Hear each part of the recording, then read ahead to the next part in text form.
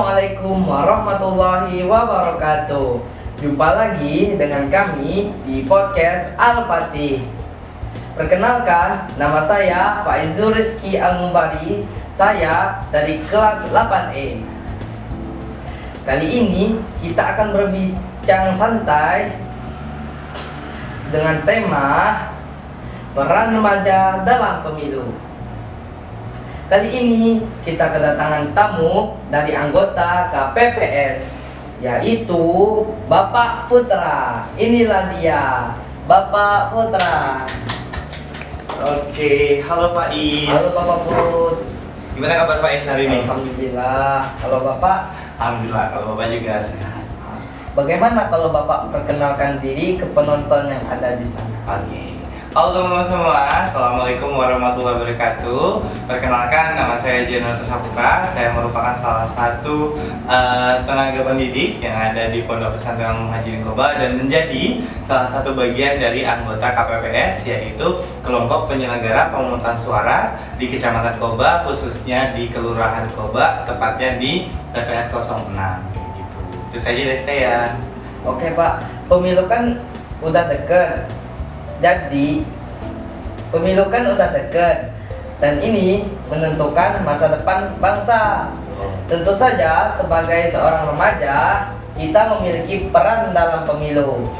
Jadi hari ini kita akan membahas tentang pemilu dan peran remaja dalam pemilu. Saya punya pertanyaan ke Bapak nih. Ya, siap. Apa pertanyaannya? Apa sih itu pemilu, Pak? Oke, kalau ditanya terkait dengan pemilu ya Faiz ya.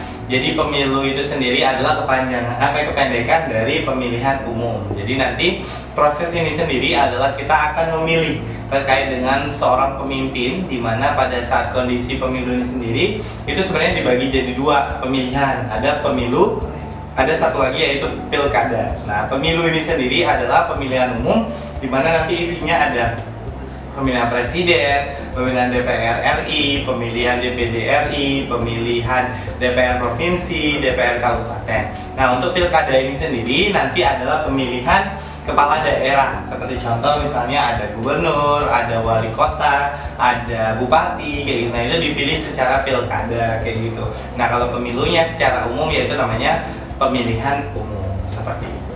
Oh, jadi gitu ya Pak tentang pemilu. Iya, betul banget.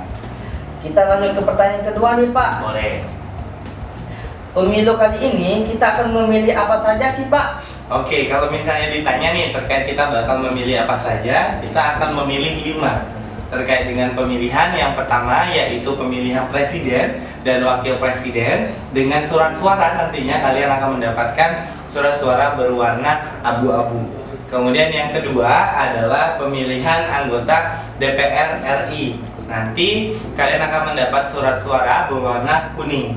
Sedangkan yang ketiga adalah DPD RI, di mana kalian akan mendapatkan surat suara berwarna merah. Dan yang satu lagi yaitu DPR provinsi, nanti itu akan mendapatkan surat suara berwarna biru. Dan satu lagi yaitu DPR kabupaten kota, itu berwarna surat suaranya warna hijau. Jadi untuk pemilihan akan terjadi 5 pemilihan suara terkait dengan yang pertama adalah pemilihan presiden dan wakil presiden yang nantinya akan memimpin bangsa Indonesia ini sendiri.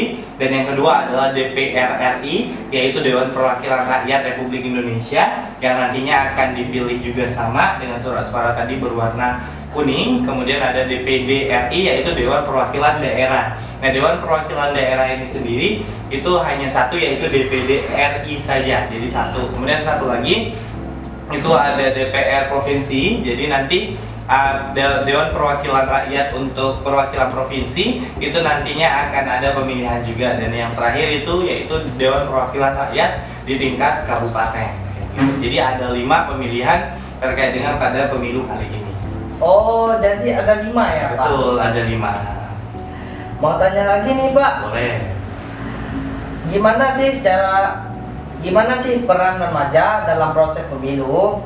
Kita kan masih kecil, jadi belum tahu tentang pemilu. Oke, jadi kalau misalnya ditanya gimana sih peran kita sebagai remaja yang usianya istilahnya masih 10 sampai 24 tahun itu kan ada proses pemilih nih. Kayak Faiz kan belum milih. Nah, tapi di sini ada juga yang bahasanya tuh kalau usia 17 ke atas kan itu nanti sudah harus milih gitu. Bagaimana peran kita sebagai seorang remaja terkait pemilu ini sendiri? Yang pertama perannya adalah satu, kita harus mengasih suara kita kepada salah satu calon pemimpin ini sendiri. Jangan sampai kita golput, karena untuk golput ini sendiri kan itu nggak baik kayak gitu. Jadi kita harus menyumbangkan suara kita, datang ke TPS untuk menyoblos atau memilih terkait dengan siapa yang bakal menjadi pemimpin bangsa kita. Jadi dari langkah itulah kita bisa berkontribusi sebagai seorang remaja yang menyuarakan terkait dengan suaranya untuk kemajuan bangsa ini sendiri. Selain itu juga kita sebagai seorang remaja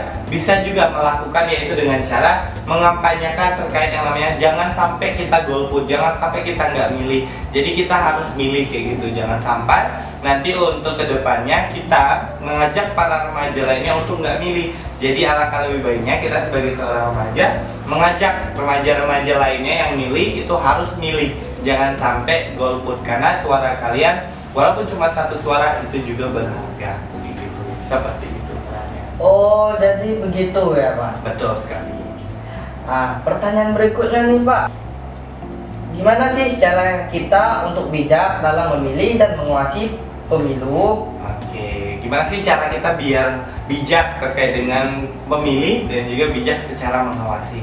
Kalau bijak secara memilih sendiri, kita harus benar-benar cek dan cross check lagi gimana sih terkait dengan track record dari para paslon ataupun para calon-calonnya, dari mulai calon presiden, calon anggota DPR, calon anggota DPD, calon anggota DPR provinsi, kabupaten dan lain sebagainya. Itu harus dicek dulu gimana sih track record mereka, apakah mereka baik track recordnya, apakah mereka punya kasus-kasus yang jelek di belakang, atau mereka punya sumbangsih yang terlihat nih dulunya sebelum menjadi calon kayak gitu.